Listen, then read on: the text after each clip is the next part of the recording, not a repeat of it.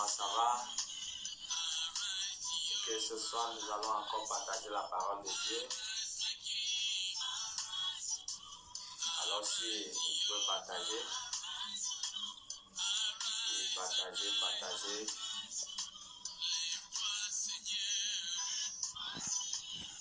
Ok, ce soir nous allons parler sur les événements qui vont avoir lieu avant l'arrivée de Jésus-Christ. Alors c'est de ça que nous allons parler ce soir. Partager. Oui, vous pouvez partager.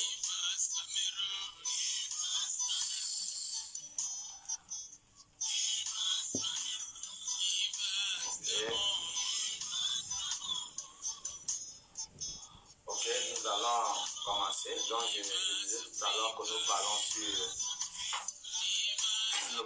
les événements qui vont avoir lieu avant l'arrivée de Jésus-Christ.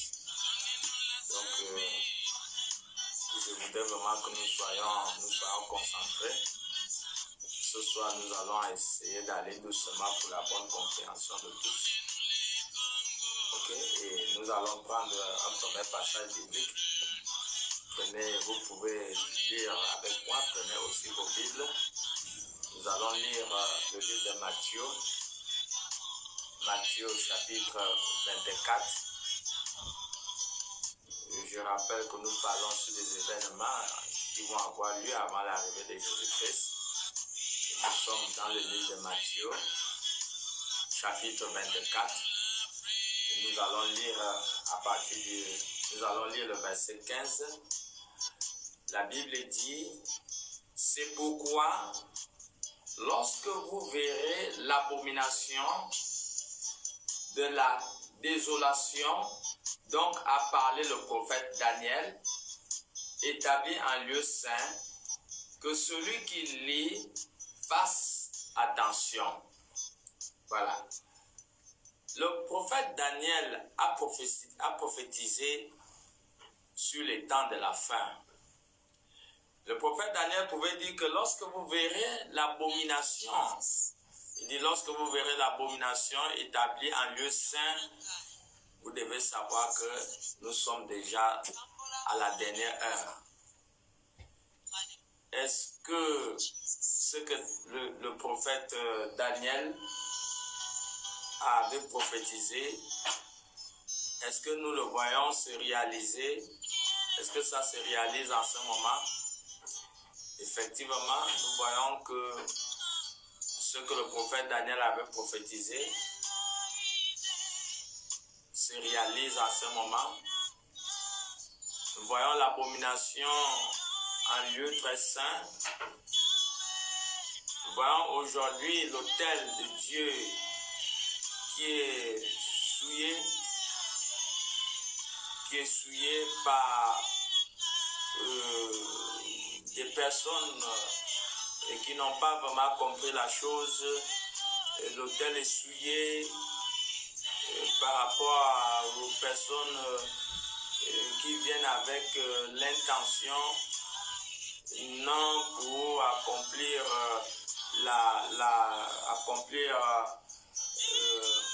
la volonté de Dieu, mais ils viennent avec d'autres intentions, avec l'esprit satanique monté sur l'autel. Il arrive des moments que dans certains endroits, certains pays, certaines zones, où ces personnes changent même la véritable doctrine de Christ et ils ne se gênent pas de leur état. Il y a beaucoup qui viennent dans un état de souillure pour venir souiller l'autel de Dieu. Il y a de ceux qui sont des faussaires qui viennent monter sur l'autel de Dieu. Il y a ceux qui sont des marabouts. Ils savent qu'ils sont marabouts. Mais comme ils ont un objectif à atteindre, ils viennent monter sur l'autel de Dieu. Il y a des personnes qui sont là simplement parce qu'ils veulent coucher avec des femmes, coucher avec des jeunes filles. Ils viennent, ils montent sur l'autel. Voilà pourquoi vous voyez le Seigneur Jésus-Christ a parlé dans Matthieu chapitre 7, le verset 21 à 23. Jésus a dit, beaucoup crieront vers moi et diront, Seigneur, Seigneur, n'ai-je pas prêché la parole à ton nom? N'ai-je pas chassé les démons à ton nom? Il y a beaucoup de chasseurs de démons qui sont des faiseurs d'iniquité. Il y a beaucoup de prêcheurs qui sont des faiseurs d'iniquité aujourd'hui. Et Jésus leur dira carrément au verset 23, il leur dira carrément de Matthieu 7, il leur dira carrément que quittez là, vous qui commettez l'iniquité, car je ne vous ai jamais connu. Donc, nous ne pouvons pas dire que cette prophétie de Daniel ne s'est pas accomplie. Vous-même, vous avez sûrement tendu vos oreilles. Vous avez vu comment des personnes sont venues mettre une veste qui n'est pas la leur. Ils mettent la veste de pasteur et commettent les dégâts vraiment dans l'église. Donc, nous comprenons par là que la prophétie de Daniel s'est accomplie. Nous essayons d'examiner un ensemble d'événements qui va avoir lieu avant l'arrivée de Jésus-Christ. Et nous voyons l'autel de Dieu aujourd'hui essuyé. On ne peut pas énumérer toutes ces choses en direct. Mais nous savons, et vous aussi vous savez, vous avez dû entendre certaines de ces histoires. Alors cela confirme que vraiment ce sont des signes vraiment des temps de la fin. Donc nous continuons, nous sommes dans le livre de Matthieu, chapitre 24. Nous allons lire un prochain verset. Nous continuons à examiner les signes des temps de la fin. Nous continuons à examiner ces événements. Nous sommes toujours Matthieu, chapitre 24, nous sommes au verset 21. La Bible nous amène à comprendre que, car alors la détresse sera si grande qu'il n'y en a point eu de pareil depuis le commencement du monde jusqu'à présent et qu'il n'y en aura point. Voilà. La Bible nous amène à comprendre que pendant ces temps avant que Jésus-Christ arrive, la Bible nous amène à comprendre qu'il y aura une grande souffrance partout sur la planète Terre. Il y aura une grande souffrance. Alors, lorsque nous regardons exactement ce qui se passe aujourd'hui, nous voyons la souffrance. Nous voyons la souffrance dans tous les coins de la planète Terre actuellement. Quelqu'un ne peut pas dire qu'il n'y a pas la souffrance. Il y a des milliers et des milliers de personnes. On peut dire des millions de personnes qui ont perdu leur travail. Il y a des gens qui sont au chômage. Il y a des sociétés qui ferment. La souffrance ne fait que s'accentuer. Pourquoi? Parce que simplement, ce sont des réalités qui sont en train de confirmer la prophétie biblique de Dieu. Il dit, car alors la détresse sera si grande qu'il n'y en a point eu de pareil depuis le commencement du monde jusqu'à présent et qu'il n'y en aura jamais.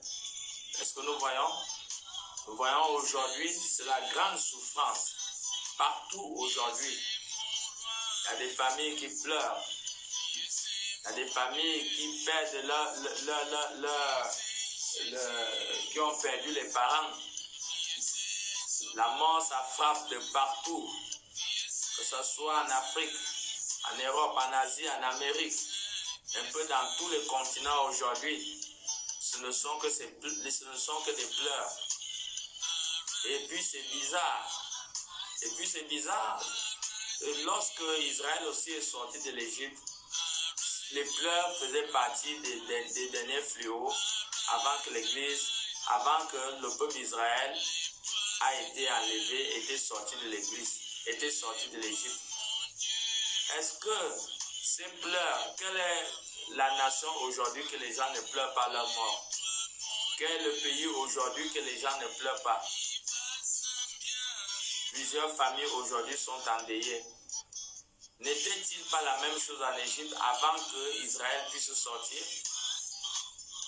Est-ce que ces événements qui se passent aujourd'hui peuvent interpeller notre conscience, nous amener à comprendre que voilà les signes que Jésus-Christ avait donnés?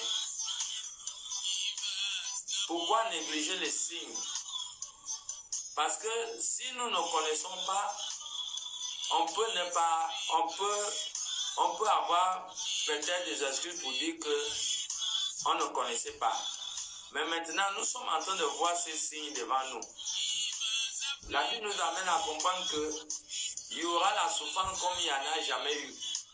Est-ce que ce que le monde traverse aujourd'hui ne fait pas partie de l'une des réalités que la Bible est en train de nous parler?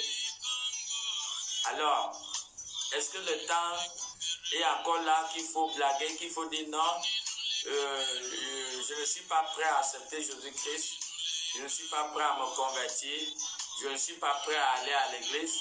Voici tous ces signes qui sont en train de s'accomplir. Et depuis hier, je disais que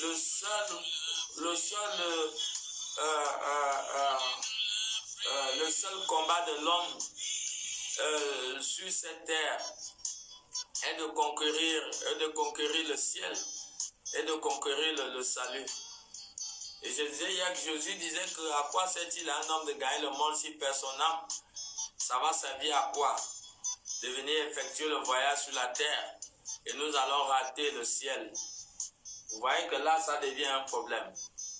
Donc, cette prophétie selon Matthieu 24, le verset 21, on peut dire qu'à travers tout ce qui se passe dans le monde, que ce passage biblique est en train d'entrer dans sa phase d'accomplissement.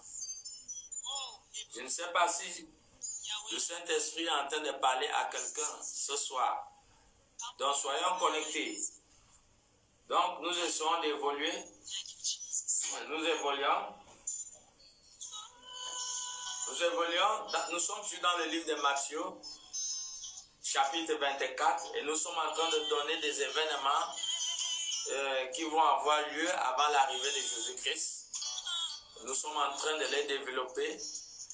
Nous sommes toujours dans le livre de Matthieu, chapitre 24, et nous allons lire le verset 24. La Bible dit, car il s'élèvera de faux Christ et de faux prophètes. Ils feront de grands prodiges et des miracles au point de séduire, s'il était possible, même les élus. La Bible nous amène à comprendre qu'il y aura des faux Christ et des faux prophètes. Leur objectif sera de séduire les élus, s'il était possible. Leur but sera de séduire les élus. Est-ce que nous comprenons? Ce n'est pas moi qui dis. C'est la Bible qui dit dans Matthieu 24, 24. Il dit qu'il y aura des faux, il s'élèvera de faux Christ et de faux prophètes. Ils feront des grands prodiges et des miracles au point de séduire, s'il était possible, même les élus. Donc nous sommes en train de dire, en ce temps de la fin, regardez bien dans la ville que vous vous trouvez. Regardez bien dans le quartier que vous vous trouvez. Regardez, est-ce que la Bible nous amène à comprendre qu'il y aura des faux Christ. Et au Kenya, nous avons vu, ils avaient attrapé le faux Jésus au Kenya. Je ne peux pas dire que cette parole, déjà des faux Christ, ne s'est pas accomplie. Vous regardez un peu dans l'actualité, vous verrez que le faux Jésus a été attrapé au Kenya. Et en ce moment, nous voyons beaucoup de prophètes qui sont en train de surgir. Bien sûr, parmi les prophètes, ce n'est pas tous qui sont faux. Mais la Bible nous amène à comprendre que sur les vrais prophètes, il y aura aussi les faux qui vont surgir pendant les temps de la fin.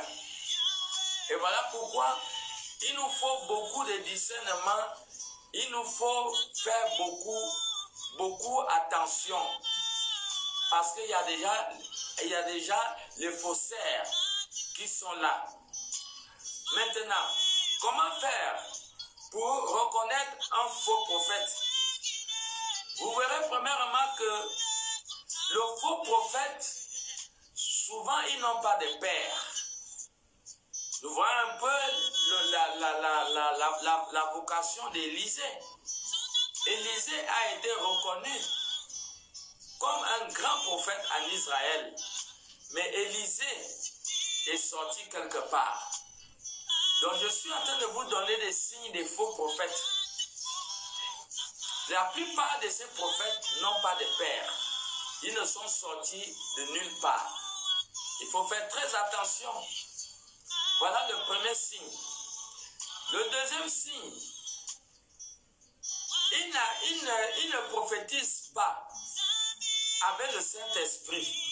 Il prophétise par l'esprit satanique. Nous voyons dans le livre de Corinthiens, la Bible dit que Dieu a donné les dons. Voilà. Et tous ces dons, les dons d'opérer des miracles, le don de prophétie, le don de guérison, et c'est le Saint-Esprit qui exerce tous ces dons. C'est le Saint-Esprit qui exerce tous ces dons, mais différemment. Voilà. Mais le faux prophète, le faux prophète n'a pas de Saint-Esprit. Le faux prophète agit, prophétise avec l'esprit satanique. Il prophétise avec l'esprit satanique. Et de deux, ils ne sont pas nés de nouveau. Parce qu'on reconnaît tout bon arbre. On reconnaît tout bon arbre par ses fruits. Voilà. C'est très facile. Quelqu'un qui n'est pas né de nouveau, quelqu'un qui n'a pas le Saint-Esprit, c'est très facile à pouvoir le détecter. Donc, nous devons beaucoup faire attention à ce moment. Parce que beaucoup sortiront de nulle part avec la puissance satanique, l'esprit satanique pour prophétiser. Beaucoup aujourd'hui, les faux prophètes, ils vont en mer pour chercher, pour contacter l'esprit des eaux. L'esprit des eaux pour prophétiser avec.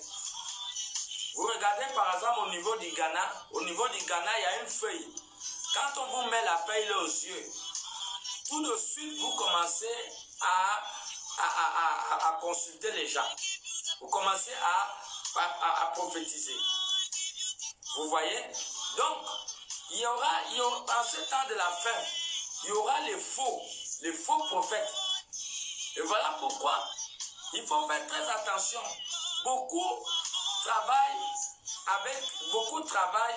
avec l'esprit satanique. Tous les faux prophètes travaillent avec l'esprit satanique. Comme je pouvais vous le dire tout à l'heure. Voilà. Et vous allez voir que je vous donne un autre signe pour reconnaître le faux prophète. Vous verrez, je vais lire la parole de Dieu dans le livre de Éphésiens chapitre 4. Nous allons lire au verset 11. Éphésiens chapitre 4, nous allons lire au verset 11 à 12. Suivez-moi bien, je vais doucement pour la bonne compréhension de tous. Nous sommes en train de détecter les signes des faux prophètes.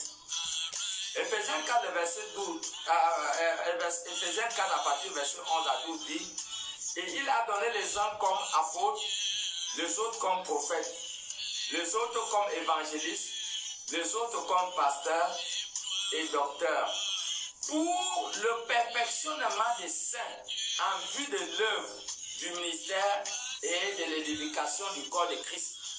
Donc, Dieu a donné des dons. Il a donné aux uns des dons comme apôtres, les autres comme prophètes, comme pasteurs, comme évangélistes, comme docteurs, pour amener les âmes à la perfection, pour le perfectionnement des saints.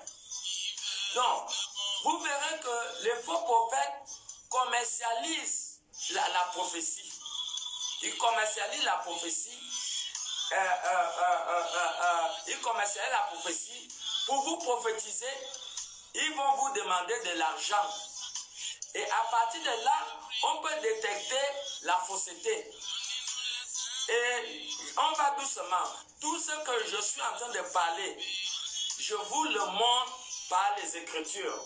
Et je suis en train de dire qu'on peut reconnaître un faux prophète parce que pour eux, ils n'ont pas le souci des âmes. Ils n'ont pas le souci des âmes. Leur souci, c'est seulement l'argent. C'est l'argent. Donc le souci, une âme n'est pas sauvée, ce n'est pas leur problème. Leur objectif, c'est de prophétiser sur toi et prendre ton argent. Regarde, Matthieu chapitre 10, à partir du verset 7. Je voudrais que vous preniez note pendant que le Saint-Esprit nous donne les passages bibliques. Matthieu chapitre 10, à partir du verset 7 à 8. Voilà, je ne sais pas si tu es déjà à la page.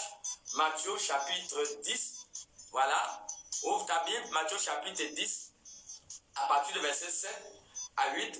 Voilà, nous allons lire. La Bible dit, c'est Jésus-Christ qui parle. Allez, prêchez et dites le royaume des cieux est proche. Et guérissez les malades, ressuscitez les morts, purifiez les lépreux, chassez les démons. Vous avez reçu gratuitement, donnez aussi gratuitement. C'est Jésus-Christ qui parle. Il dit, nous avons reçu gratuitement et nous devons aussi donner gratuitement. Donc, si le don du Saint-Esprit, si déjà on ne peut pas commercialiser, quelqu'un qui a le Saint-Esprit ne peut pas commercialiser le don de l'Esprit. C'est vrai ou c'est faux?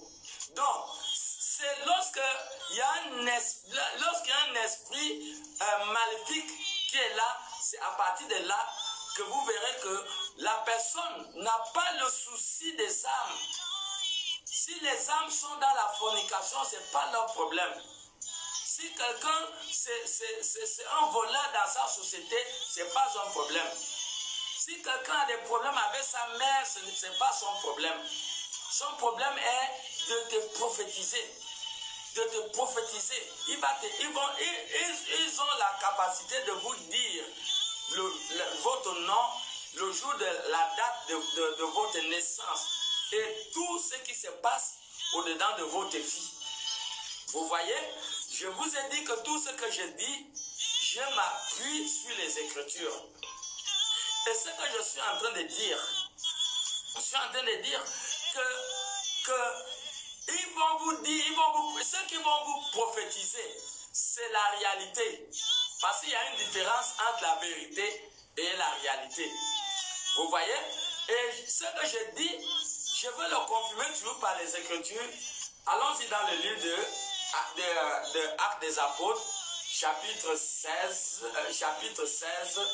le verset 16. Actes des Apôtres, chapitre 16, à partir du verset 16 que je vais lire. Allons-y, ouvrez aussi vos Bibles pour que nous examinons les Écritures. Voilà, Actes des Apôtres, chapitre 16, à partir du verset 16. Voilà, nous parlons des signes, des événements qui auront lieu avant l'arrivée de Jésus-Christ.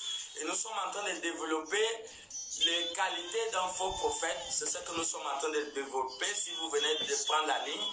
Et nous sommes en ce moment dans le livre de Actes des Apôtres, chapitre 16. Je vais lire à partir du verset 16.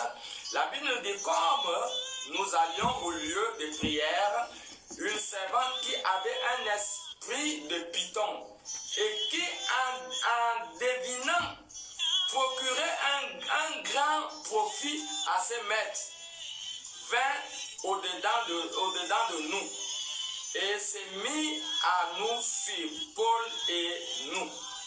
Elle criait, ces hommes sont les serviteurs du Dieu très haut et ils vous annoncent la voie du salut.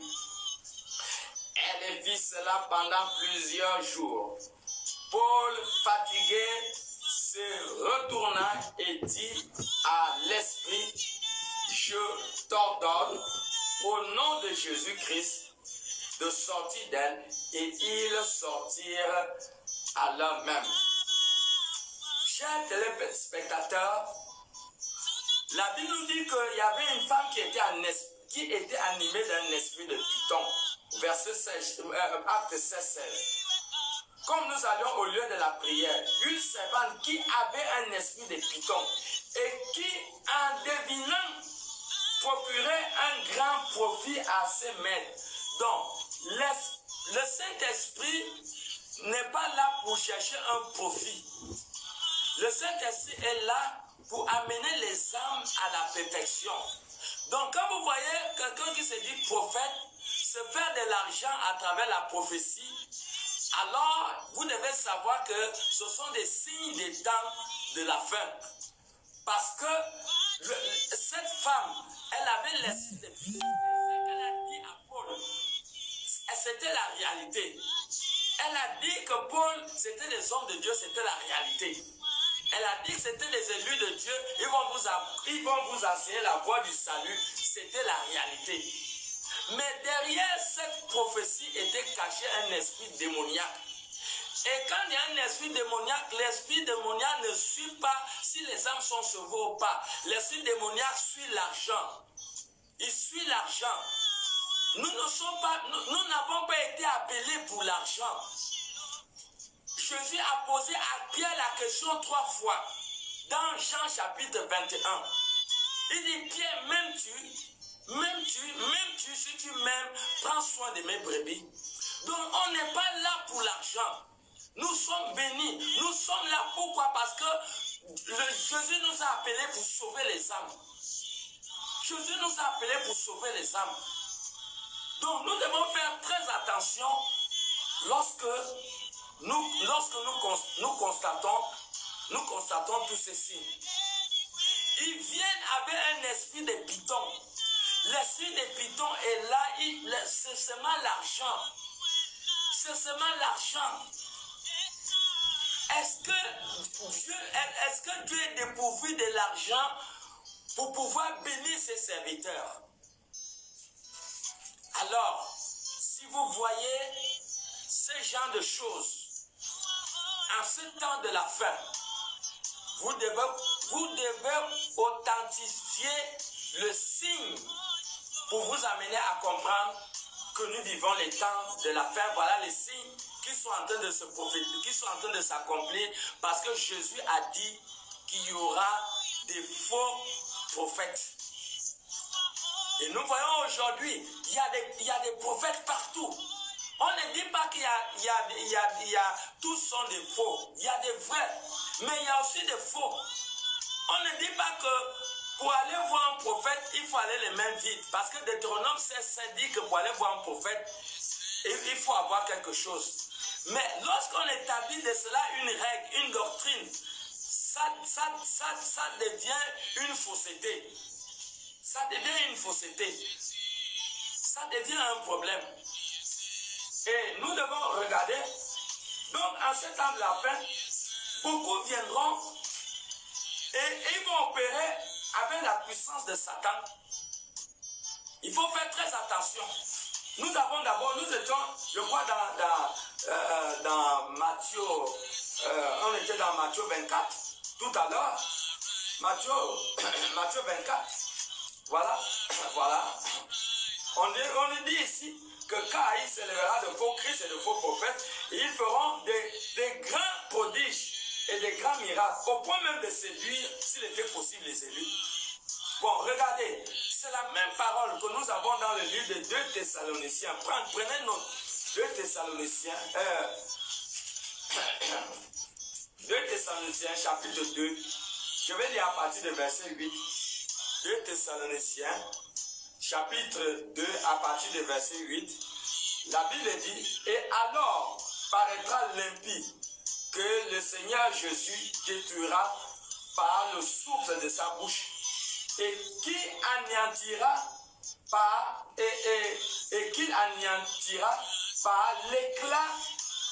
l'éclat de son avènement. Vous voyez, on nous parle de l'impie. Voilà. L'apparition de cet impie se fera. Ça veut dire la puissance satanique, les gens qui seront animés par la puissance satanique dans l'intention pour venir faire l'œuvre de Dieu. Voilà. L'apparition, nous sommes à 2 Thessaloniciens chapitre 2 et nous sommes en ce moment au verset 9. Voilà. L'apparition de cet impie se fera par la puissance de Satan avec toutes sortes de miracles, de signes et des prodiges mensongers, et avec toute la séduction de l'iniquité pour ceux qui périssent parce qu'ils n'ont pas reçu l'amour de la vérité pour être sauvés. Alors, je vous disais tout à l'heure que les faux prophètes n'ont pas le Saint-Esprit. Parce que vous verrez qu'il y a un problème d'amour dedans d'eux. Parce que Romains 5 nous amène à comprendre que le Saint-Esprit, l'amour est répandu dans notre vie par le Saint-Esprit. Donc, un prophète qui n'a pas le Saint-Esprit n'aura pas l'amour. Vous allez le reconnaître par leur comportement. Vous verrez leur agissement est charnel. Voilà, c'est par là que vous pourrez les détecter. Donc ici on nous dit que pendant ce temps il y aura l'impie, ça veut dire des hommes animés de l'esprit satanique. Ils feront des grands prodiges et des grands miracles. Donc faites attention, ceux qui suivent le miracle n'est pas mauvais. Déjà Jean 6,2 dit que les gens suivaient Jésus parce qu'ils voyaient les miracles. Mais attention, ne suivez pas seulement les miracles, suivez la parole. Aucun miracle ne pourra vous amener au paradis. C'est la parole de Dieu qui va faire en sorte que vous puissiez être sauvés.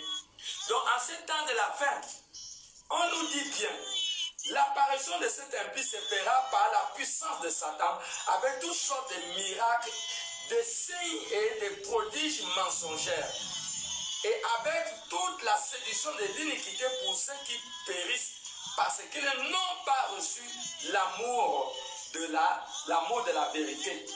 Voilà. Est-ce que nous voyons? Donc, nous devons faire attention. Le but de tout vrai prophète est d'amener les brebis vers les verts pâturages. Selon Psaume 23. L'Éternel est mon berger. Je ne manquerai de rien. Pourquoi? Parce qu'il m'amène vers les verts pâturages, vers les eaux paisibles. Mon âme est restaurée. Regardez, il y a trois choses. Les verts pâturages. Vous voyez? Les eaux paisibles. L'âme restaurée. À quoi symbolise les verts pâturages? L'eau symbolise quoi? L'âme restaurée symbolise quoi? Les verts pâturages symbolisent le ciel. Le but de tout brebis, le but de tout pasteur, de tout prophète, de tout apôtre, de tout évangéliste, de tout docteur est de conduire les âmes au ciel. On n'est pas là pour chercher ce qu'ils en ont, ce qu'ils ont. Jésus a vu que les gens avaient faim, il les a donné le pain et le poisson. Donc le but de tout vrai homme de Dieu, tout vrai prophète, est de conduire les âmes vers le paradis. Le don de la prophétie n'a pas été fait pour s'enrichir. Mais le don de la prophétie est pour amener les gens à la perfection. Donc le bon berger amène ses brebis vers le vert pâturage. Ça veut dire qu'il amène les brebis au ciel. Le bon berger amène les brebis vers les eaux paisibles. Ça veut dire qu'il les conduit vers la parole de Dieu. Le bon berger restaure les âmes des brebis. Ça veut dire qu'il amène leur âme à être sauvée. Voilà la définition en quelque sorte de quelques mots de Psaume 23. Donc,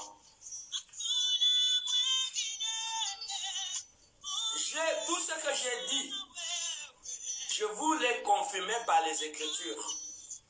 Que si vous voyez tout ce qui a été cité là, dans votre quartier, dans votre ville, dans votre nation, voilà, il faut faire attention. Nous avons bien dit que la première chose, le faux prophète utilise l'esprit satanique, ça veut dire l'esprit des eaux. Et nous avons confirmé ça par la parole. Ils vendent le don. Ça veut dire le don de la prophétie, comme la femme qui était animée de python, elle avait pour grand gain. Donc l'esprit de python procure le gain, mais il ne cherche pas la salut des âmes. Le faux prophète n'a pas le Saint-Esprit. Et il n'a pas l'amour parce que c'est l'amour qui produit le Saint-Esprit. Ils vont opérer de grands prodiges et de grands miracles. Il faut faire très attention. On n'a pas dit qu'il n'y a pas les vrais, il y a les vrais. Mais Jésus nous a dit que pendant ce temps de la fin, il y aura les faux. Et je vous ai seulement développé les caractéristiques d'un faux prophète. Voilà. Donc nous évoluons. Nous sommes en train de donner des signes qui montrent les temps de la fin. Et nous allons évoluer. Nous sommes maintenant dans le livre de Zacharie. Nous voyons cette succession des événements qui vont avoir lieu avant l'arrivée de Jésus-Christ. Est-ce que, où tu es là, est-ce que tu dois encore t'amuser? Ou tu dois prendre conscience de Jésus-Christ? Est-ce que, où tu es là, est-ce que tu dois t'amuser? Voilà, nous sommes en train de donner des signes. Des signes qui vont nous canaliser. Des signes qui vont nous positionner. Des signes qui vont nous amener à la préparation. Ce n'est pas la blague. Vous pouvez tout négliger. Mais ne néglige pas tout ce qui tourne tout autour de ton voyage céleste. Ne néglige pas.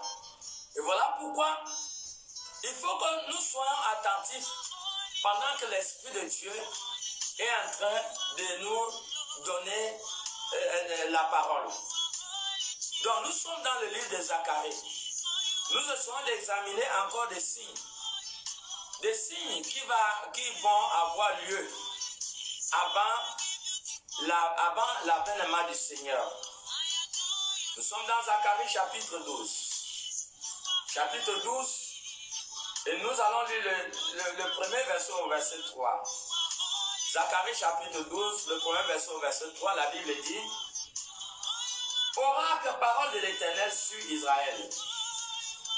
Ainsi parle l'Éternel, qui a étendu les cieux et fondé la terre, et qui a formé l'esprit de l'homme au-dedans de lui. Voici, je ferai de Jérusalem une coupe d'étourdissement pour tous les peuples d'alentour, et aussi pour Juda, dans le siège de Jérusalem. En ce jour-là, je ferai de Jérusalem une pierre pesante pour tous les peuples. Tous ceux qui la soulèveront seront meurtris. Et toutes les nations de la terre seront contre elle. Est-ce que nous voyons? Toutes les nations de la terre se leveront contre Israël. Et ça, là, ça fait partie des signes, des événements qui vont avoir lieu avant l'enlèvement de l'Église. Quand vous verrez toutes les nations de la terre se tourner et pour combattre contre Israël, chacun doit s'accentuer encore en ce qui concerne la préparation pour l'enlèvement. Voilà l'un des signes. Au verset 9 dit, Zacharie 12, 9 dit, en ce jour-là, je m'efforcerai de détruire toutes les nations qui viendront combattre Jérusalem. En retour, toutes les nations qui vont se lever pour aller combattre contre Israël, Dieu, dans la suite des temps, va se lever pour combattre ces nations. Lorsque vous verrez ça, il faut s'accentuer sur la préparation. Nous sommes toujours dans le livre de Zacharie et nous sommes au chapitre 14. Je vais lire les 3 premiers versets. La Bible dit, voici, le jour de l'Éternel arrive et tes dépouilles seront partagées au milieu de toi. Je rassemblerai toutes les nations pour qu'elles attaquent Jérusalem. La ville sera prise. Les maisons seront pillées et les femmes violées. La moitié de la ville ira en captivité. Mais le reste du peuple ne sera pas exterminé de la ville. L'Éternel paraîtra et il combattra ces nations comme il combat au jour de la bataille. Le verset 12 et 10. Zacharie 14, 12. Voici la plaie donc l'Éternel frappera toutes les nations qui auront combattu contre Jérusalem. Leur chair tombera en pourriture, tandis qu'ils seront sur leurs pieds.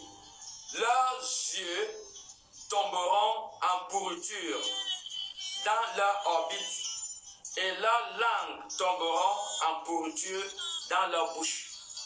Donc, voici le sort qui serait pour tous les peuples qui se lèveront pour combattre contre Israël. L'Éternel va se lever et l'Éternel va les combattre. L'Éternel va les combattre. Et nous devons comprendre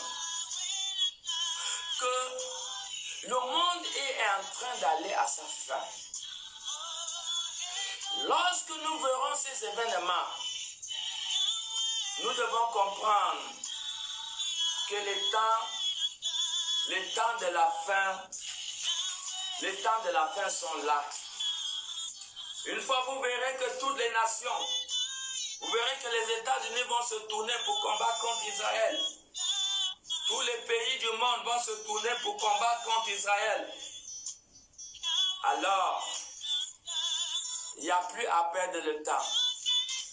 Ce sont des signes qui nous amènent à comprendre et qui nous amènera à comprendre que nous sommes déjà à la fin de toutes choses.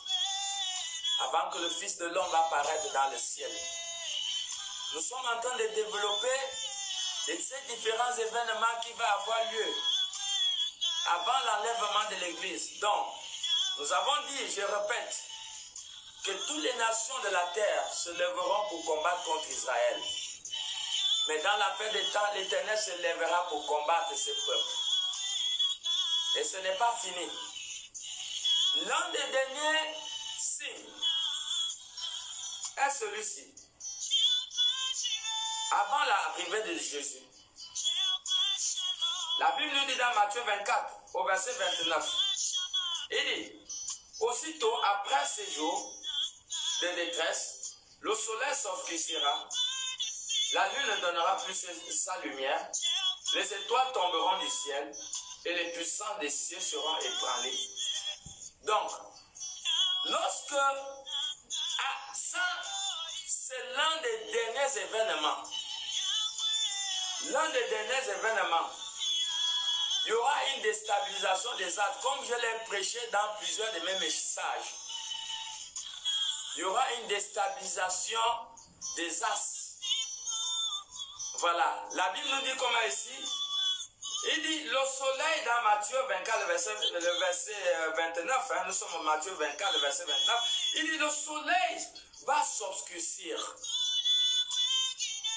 Le soleil va s'obscurcir et la lune ne donnera plus son étoile. Elle ne donnera plus sa lumière.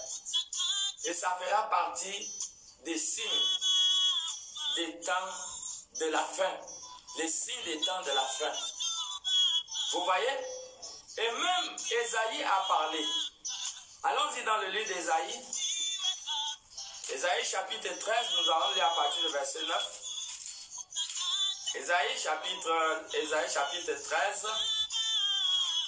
Ésaïe chapitre 13, je vais lire à partir du verset 9. Est-ce que tu as la page? Ésaïe 13 à partir du verset 9. La Bible dit, voici le jour de l'Éternel arrive. Jour cruel, jour de colère et d'ardente fureur, qui réduira la terre en solitude, car les étoiles des cieux et leurs astres ne feront plus briller leur lumière. Le soleil s'obscurcira dès son lever, et la lune ne fera plus luire sa clarté. Je punirai le monde pour sa malice et les méchants pour leur iniquité. Je ferai cesser l'orgueil des hautains et j'abattrai l'arrogance des tyrans. Je rendrai les hommes plus rares que l'or fin. Je les rendrai plus rares que l'or d'Ophir. C'est pourquoi j'ébranlerai les cieux et la terre sera secouée sur sa base par la colère de l'Éternel des armées. La Bible nous amène à comprendre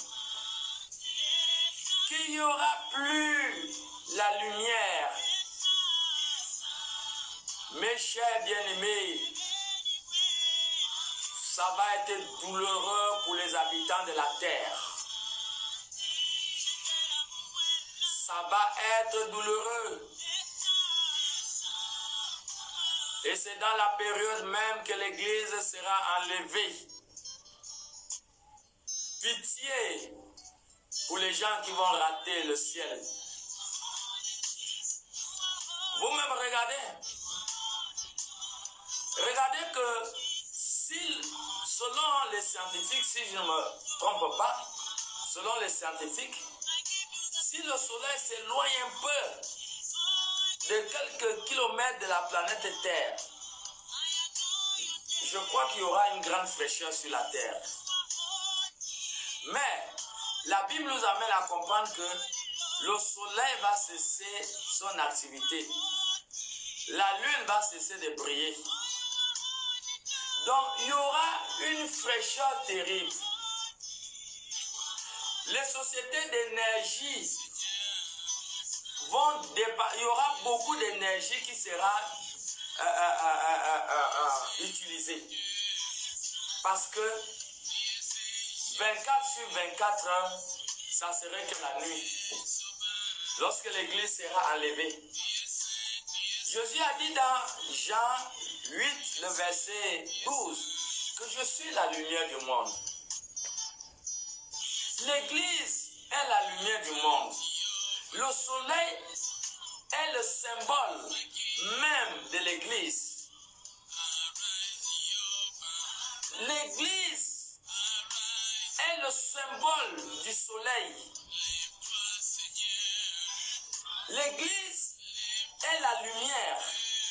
Et la lumière, les lumières planétaires qui éclairent la terre vont cesser leur activité.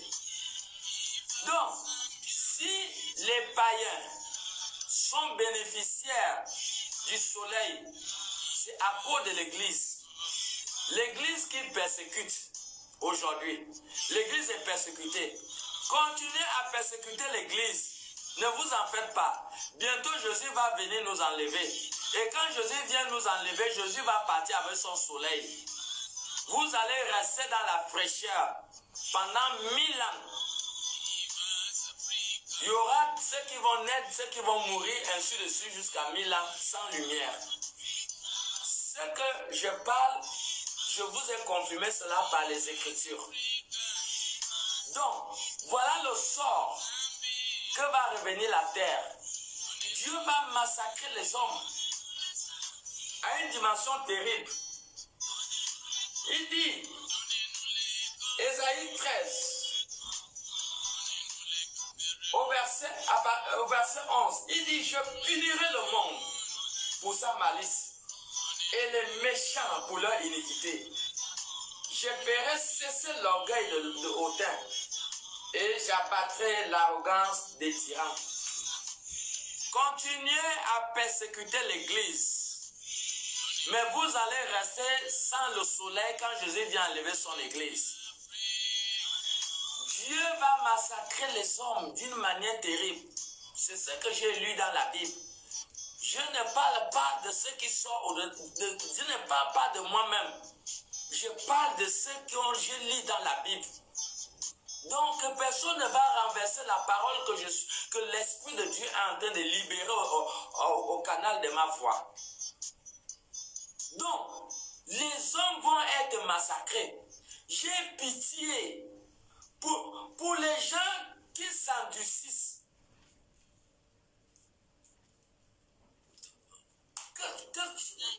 Les gens sont bénéficiaires du souffle de vie qui appartient à Dieu.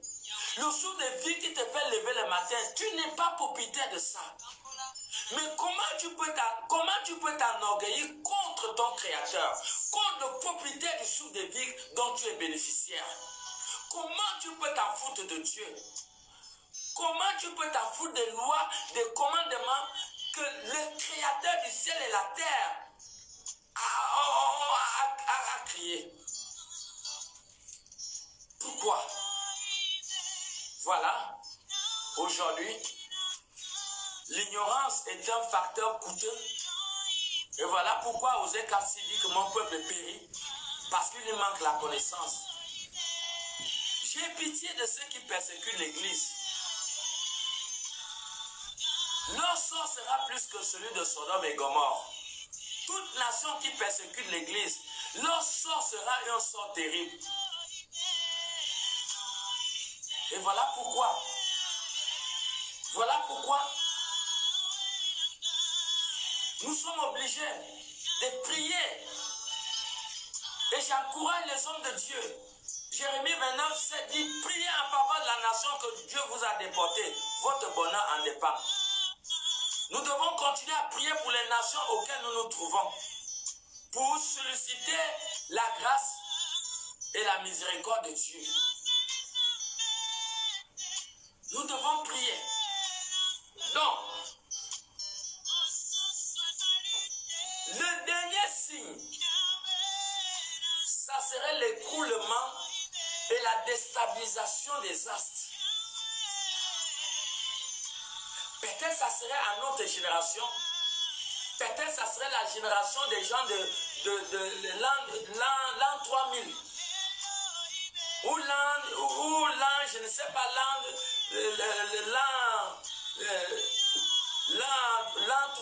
2300. Peut-être ça ne serait pas de notre génération. Mais, je suis sûr que ces messages resteront et que les générations le liront, l'écouteront. Donc, comprenons que le dernier événement avant l'arrivée de Jésus-Christ, avant le son de la 7e trompette, avant le son de la 7e trompette, avant l'arrivée de Jésus-Christ, le dernier événement, ça serait une déstabilisation des astres.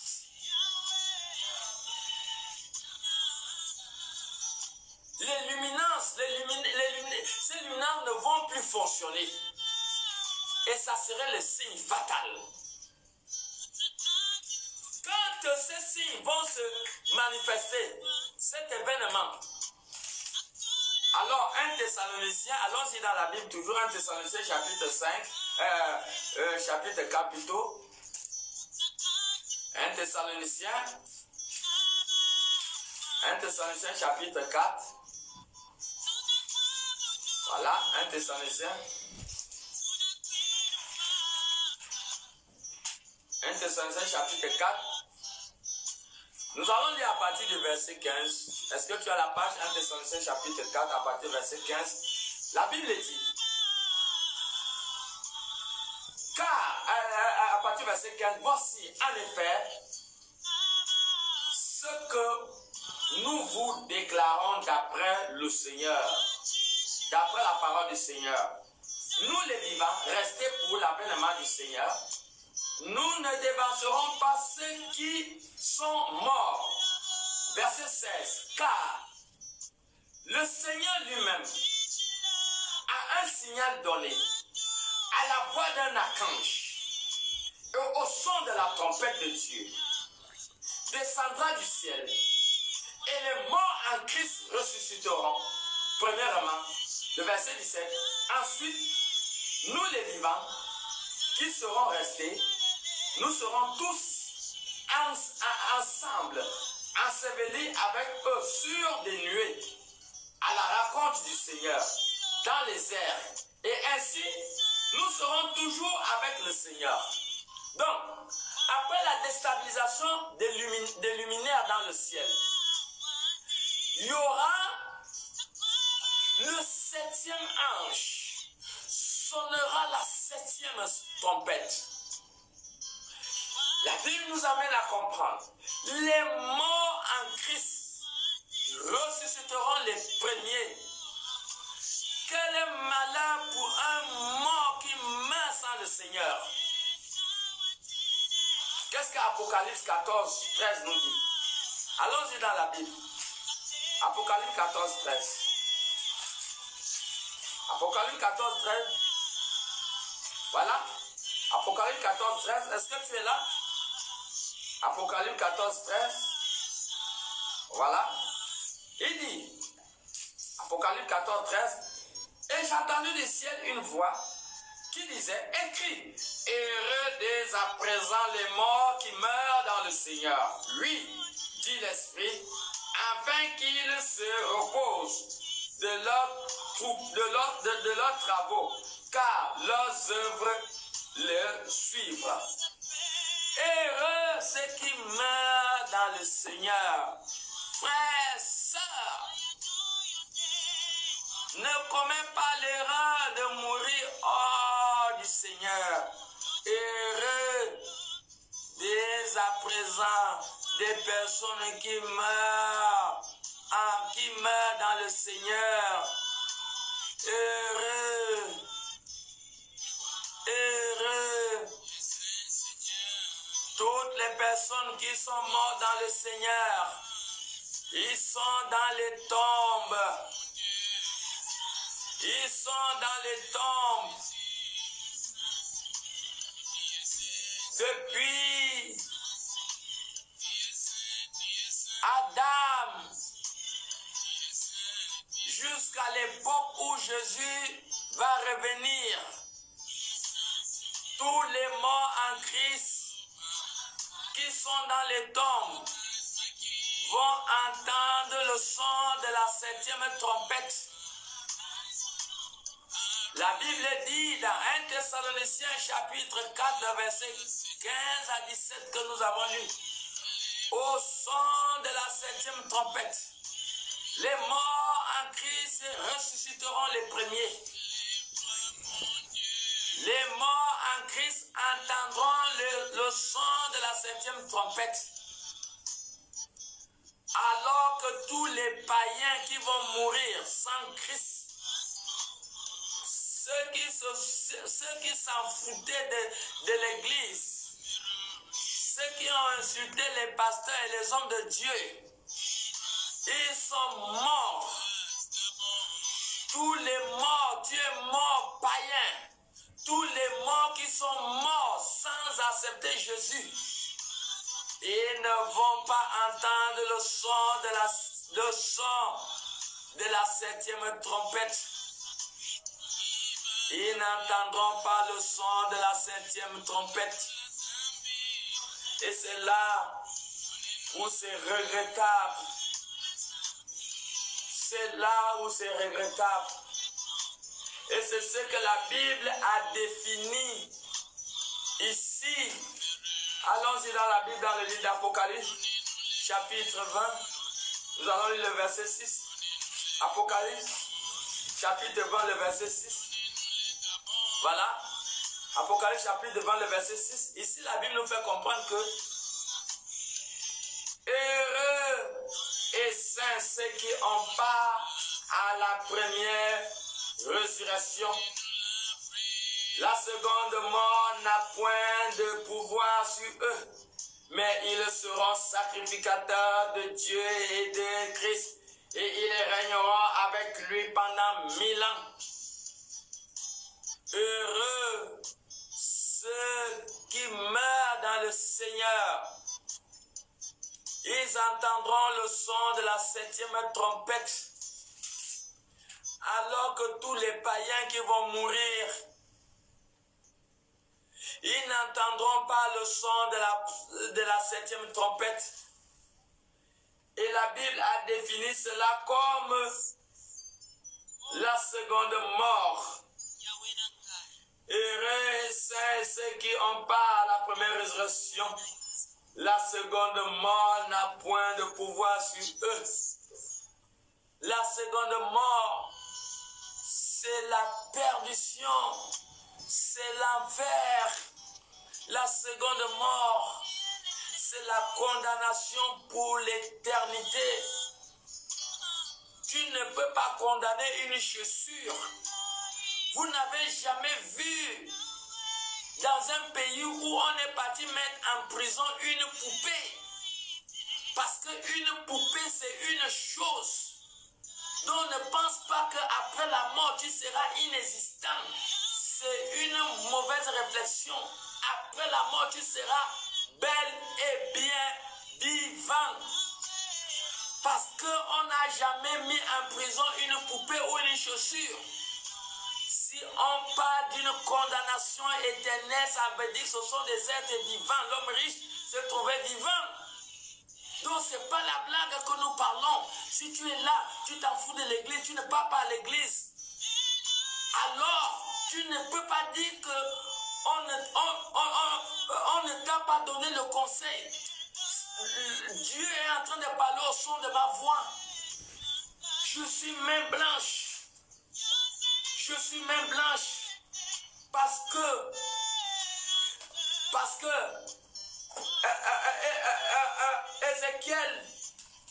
Ézéchiel nous parle dans Ézéchiel chapitre 3.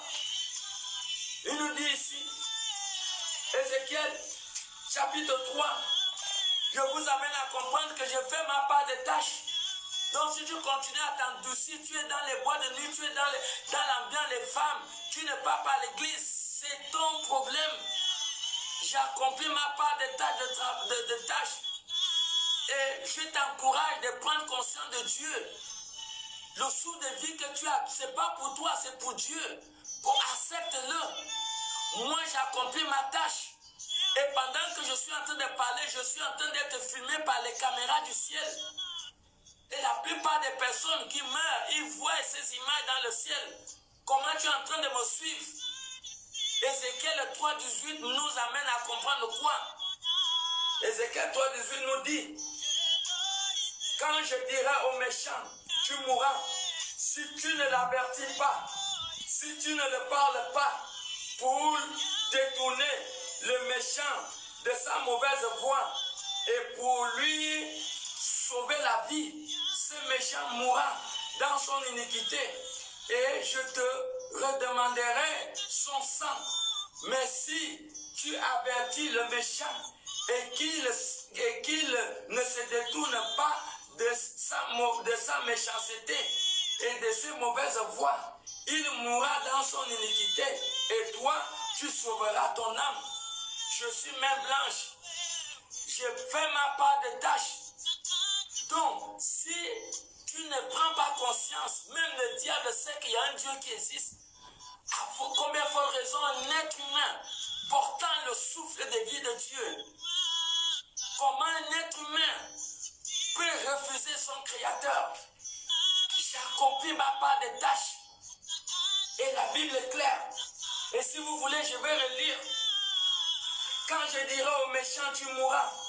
Si tu ne l'avertis pas, si tu ne parles pas pour détourner le méchant de sa méchanceté, de sa mauvaise voie, et pour lui sauver la vie, ce méchant mourra. Voilà, je t'avertis ce soir. Tu es un homme averti. Tu es une femme avertie. Tu ne peux pas dire qu'on ne t'a pas averti. Donc si quelque chose t'arrive demain, moi je serai main blanche. J'ai fini de faire ma part de tas de travail pour t'annoncer la bonne nouvelle de l'évangile. Et nous sommes en train de développer les différents événements qu'il va avoir avant l'avènement du Seigneur Jésus-Christ. Pourquoi rester endurci?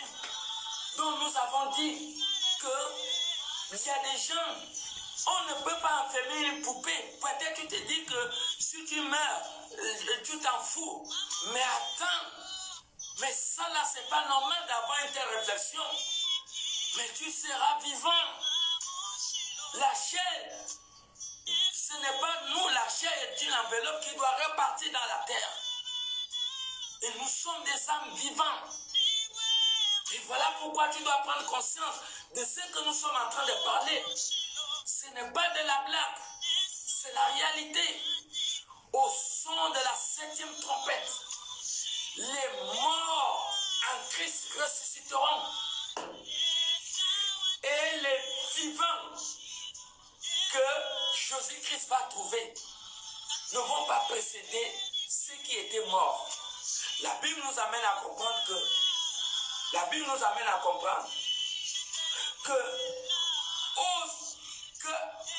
nous allons monter ensemble. Vous vous souvenez la manière que Jésus est monté en Galilée en présence de plus de 500 personnes? Il a décollé comme un hélicoptère. C'est la même manière. Et ça serait ce que vous entendez, l'enlèvement. Ça serait l'enlèvement. Et là, Matthieu va nous parler maintenant. Nous sommes toujours dans Matthieu 24. Vous voyez? Il dit ici, regardez, nous sommes Matthieu 24, le verset 29 à 30. Aussitôt après ces jours de détresse, le soleil s'obscurcira, la lune ne donnera plus sa lumière, les étoiles tomberont du ciel et les puissants des cieux seront ébranlés. Verset 30. Alors, donc entre le verset 29 et le verset 30, il y a le son de la 7e trompette. Entre le verset 29 et le verset 30, c'est le son de la 7e trompette. Entre le verset 29 et le verset 30, ça serait la résurrection de tous les chrétiens. Alors, au verset 30, la Bible dit, alors le signe du Fils de l'homme paraîtra dans les cieux. Toutes les tribus de la terre se lamenteront et elles verront le Fils de l'homme venant sur les nuées du ciel avec une puissance et une grande gloire. Matthieu 25 nous amène à comprendre que Jésus viendra. Lorsque Matthieu 25, le verset 31, lorsque le Fils de l'homme viendra dans sa gloire avec tous les anges, il s'assiera sur son trône de gloire. Donc, Jésus viendra avec toute une puissance. Il y aura une puissance terrible, une puissance. Moi, j'avais vu dans le songe en 2004, j'avais vu l'arrivée de Jésus. J'étais couché sur un banc à l'église à 7 h du matin. J'ai vu Jésus au milieu d'une flamme de feu. Au milieu d'une flamme de feu. Et comment il descendait du ciel. Donc Jésus viendra avec les saints anges. Une puissance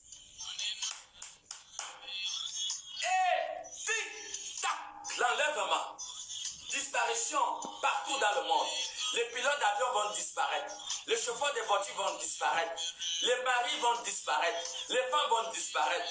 Les enfants vont disparaître. Il y aura des coups de téléphone partout aux États-Unis. Oh, je ne vois plus telle personne en Europe. Mais attends, qu'est-ce qui se passe? On ne comprend pas. Mon bien-aimé, je vais m'arrêter par là parce qu'on a fait 1h10 minutes. Mon bien-aimé, ceux qui vont rater l'enlèvement vont pleurer amèrement. Le combat de la vie est de conquérir le ciel, conquérir le salut, se battre pour être parmi ceux qui vont hériter le paradis. Shalom, shalom. Que Dieu vous bénisse. Merci Seigneur pour ta parole. Sois élevé, sois béni. Au nom de Jésus-Christ que nous avons prié. Amen.